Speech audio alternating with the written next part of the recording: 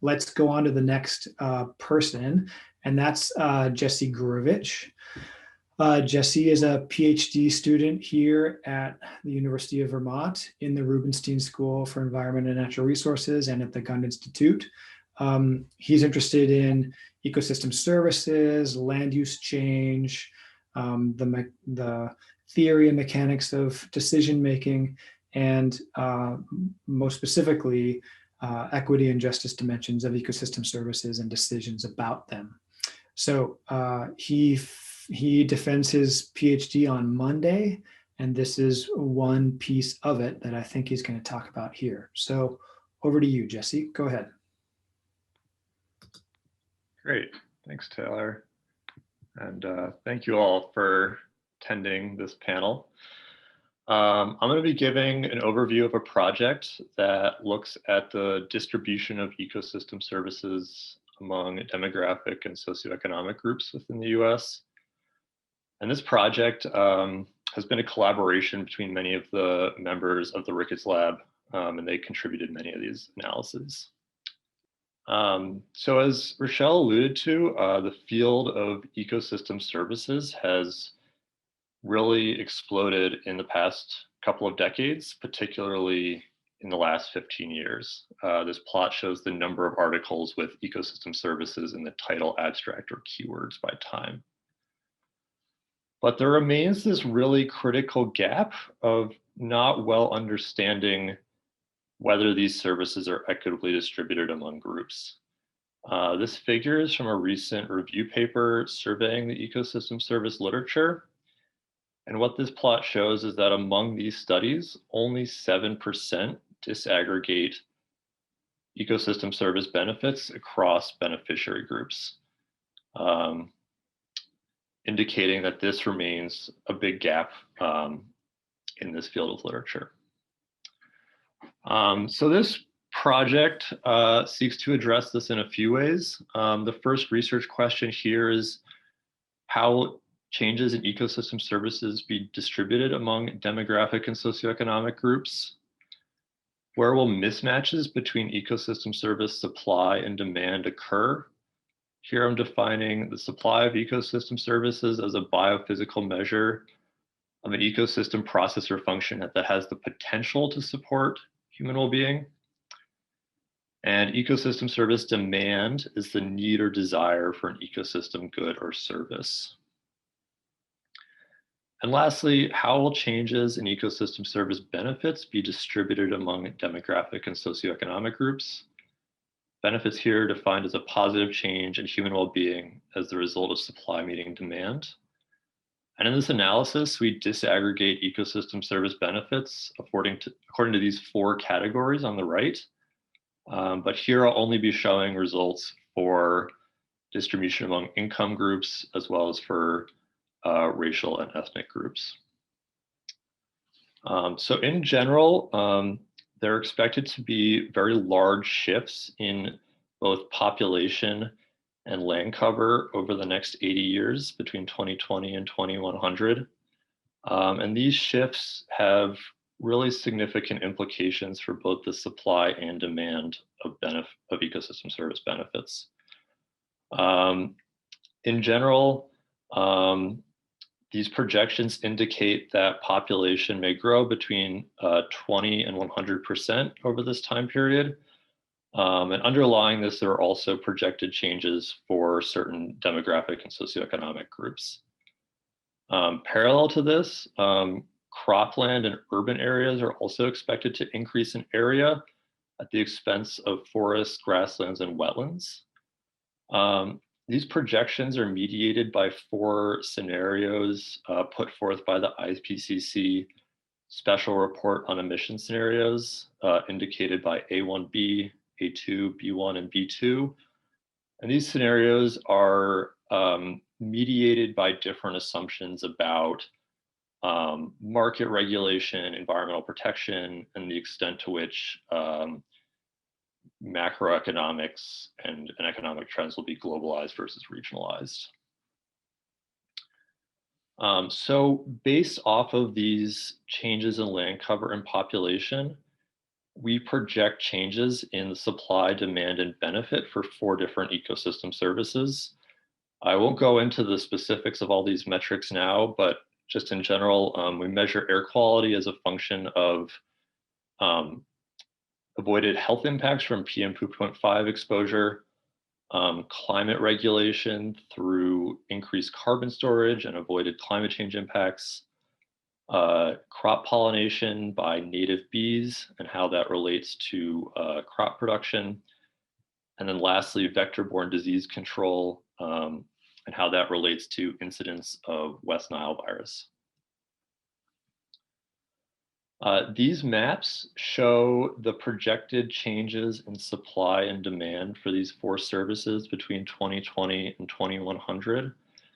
There's a lot going on in these maps, but I'll draw your attention to the counties colored in purple with a red outline. Those are the locations where supply is expected to decrease and demand is expected to increase, thereby creating what I would call a gap or a mismatch in supply and demand, where there is demand that is not being met by the supply of services.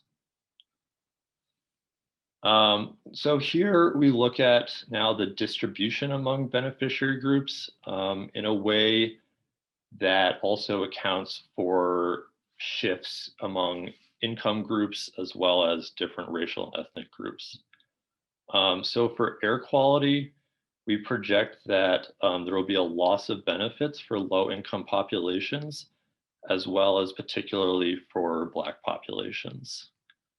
The distribution for climate regulation is more even relative to the other services. There's probably even a slight trend towards higher income counties being more affected by the loss of climate regulation services. But again, Black populations are disproportionately exposed to the loss of these benefits. Crop pollination shifts for income, where lower income counties are expected to see increases in crop pollination benefits, whereas higher income counties are expected to see decreases. But again, we see this trend of Black populations being disproportionately affected by the loss of crop pollination benefits. And finally, so for vector-borne disease control, as measured by the incidence of West Nile virus, we see a very similar trend to air quality, where lower income populations and Black populations are mostly affected by the loss of this service. So to conclude, ecosystem service benefits are expected not only to decline over the next 80 years, but those declines are expected to affect mostly low-income populations as well as people of color. This is mostly driven by the fact that in the locations where low-income populations and people of color are expected to grow in size are the same places where we expect to see the loss of natural land cover types, so forests, grasslands, and wetlands, and an increase in cropland and urban areas.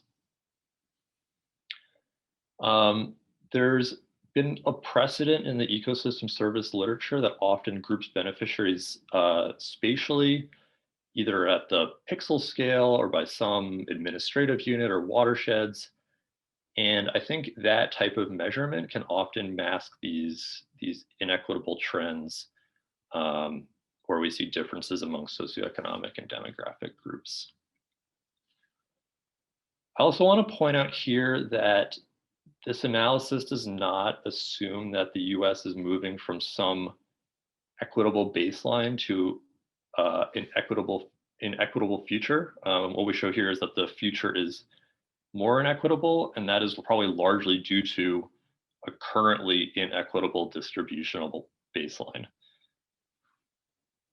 And finally, I think these results really call for the need to implement land use policies, conservation practices that not only consider where the benefits of ecosystem services will decline, but also which populations are most vulnerable to those losses. And that is all I have. Okay, thanks, Jesse. So, wow, a whole bunch of questions pouring in for you already. Let's just start with the first. So this is from Matt Voss.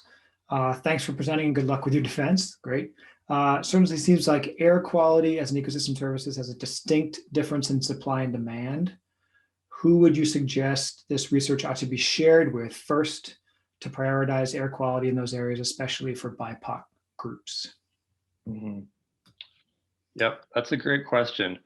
I think we provide a very basic analysis of air quality impacts here, but there is a really substantial literature indicating that people of color are disproportionately exposed to all different forms of air pollution, whether that be caused by land cover change impacts or different forms of industry. I think a really key audience for this work are decision makers that focus on the citation of where sources of air pollution occur. And then more specific to this project, we know that different forms of land cover affect air pollution. And so, for example, a program like the Conservation Reserve Program could be targeted in a way that mitigates air pollution for those vulnerable populations.